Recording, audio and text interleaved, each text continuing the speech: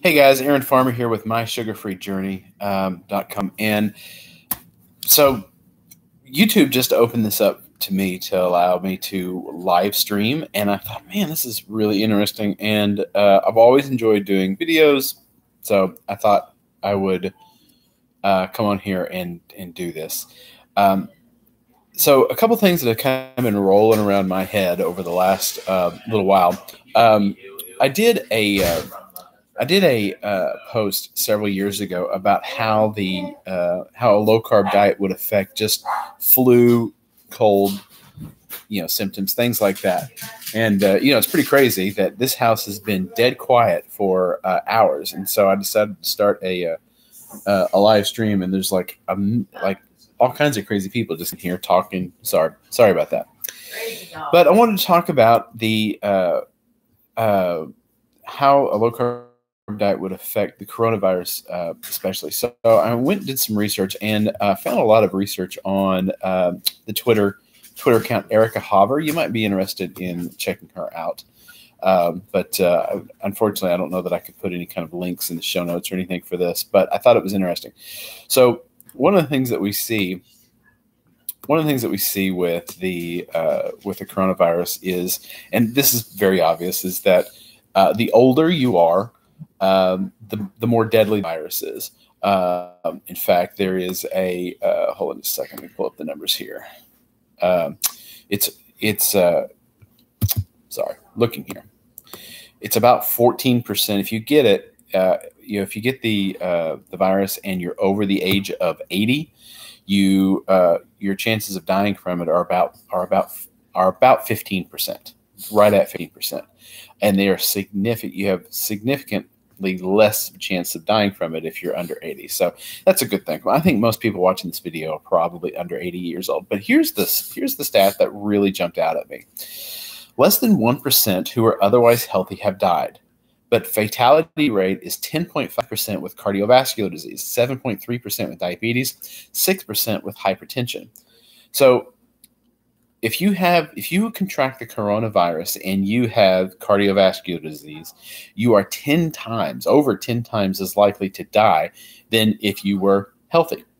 You're 7 times as likely to die if you have diabetes. You're 6 times as likely to die if you have high blood pressure. Well, what do we know is underpinning every one of these diseases? Every one of them have the same underlying cause. They're all metabolic diseases. So if you have a concern, if you're really concerned about the coronavirus, and I don't know for sure that it's something we should be terrified of. It's a flu that's doing some damage, but I don't know that it's killing people at a greater rate than any given flu season over the last 10 or 20 years. But let's say that it is.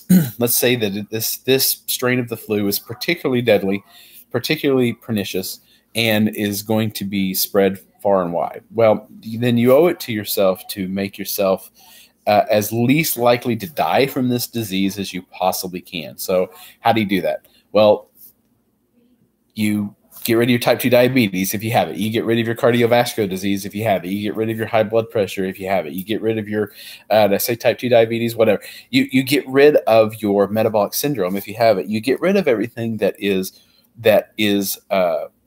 making you more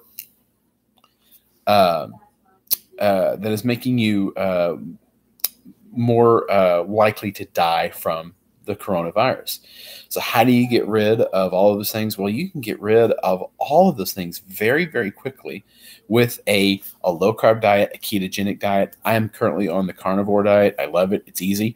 But all of these things, what they have in common is they get rid of sugar, they get rid of grains, they get rid of polyunsaturated fats, they get rid of processed foods, they make you eat real food.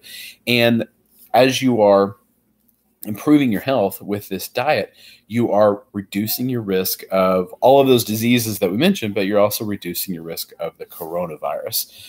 Not just contracting the coronavirus, but you're also making yourself less likely to die from the coronavirus. Wouldn't that be nice? And we want to, that's what we want to do. We want to make ourselves as healthy as possible for as long as possible.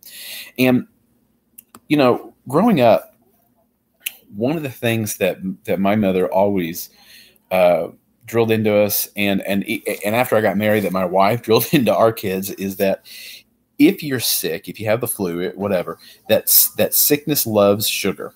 That anything that anytime our kids were sick, we wouldn't give them anything that would raise their blood sugar, because we knew that would. This was long before we changed our diet. This is long before we became low carb. Long before we became ketogenic. We just knew that that giving our kids sugar was going to make them sicker longer, and make them more susceptible to other diseases. I don't think the coronavirus is any different.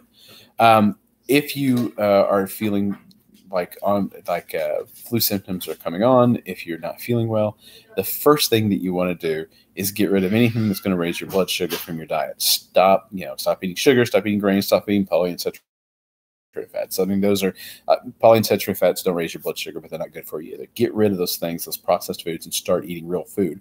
And don't be afraid of meat, especially fatty meat. You want to have as much in your diet that is going to nourish you, that is going to be very nutrient dense, but is not going to raise your blood sugar. Well, we're talking about meat, whole vegetables, and full fat dairy. I mean, those are the things that we're looking at as ways to improve your health and get you healthier and less susceptible to contracting the disease, or if you do contract the disease, less susceptible to dying from it. So coronavirus right now is a very survivable disease. I mean, even people who are over 80 years old only have a 15% chance of dying from it right now, and that's the highest percentile. If you're under 80 years old and you're relatively healthy, have little or no metabolic disease, your chances of surviving a bout with coronavirus are pretty good. They're not anything that you need to worry about. You should just take the necessary steps to make yourself feel good, make yourself feel healthy, and to lower your blood sugar. And you want to keep your blood sugar as low as it can be for as long as it can be. And hopefully you're not just doing this now. Hopefully you've been doing this for the months or even the years preceding this coronavirus outbreak, so that you are prepared. You want to take your health into your own hands, because you don't know when you're going to need to be as healthy as you possibly can.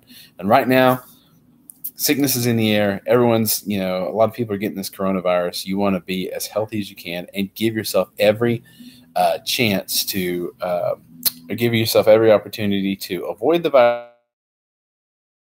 virus. And if you do get the virus, to get through it as quickly as you possibly can, and to survive it, and to not have to lose any time to, any work time or anything like that. You don't want it to cost you any money.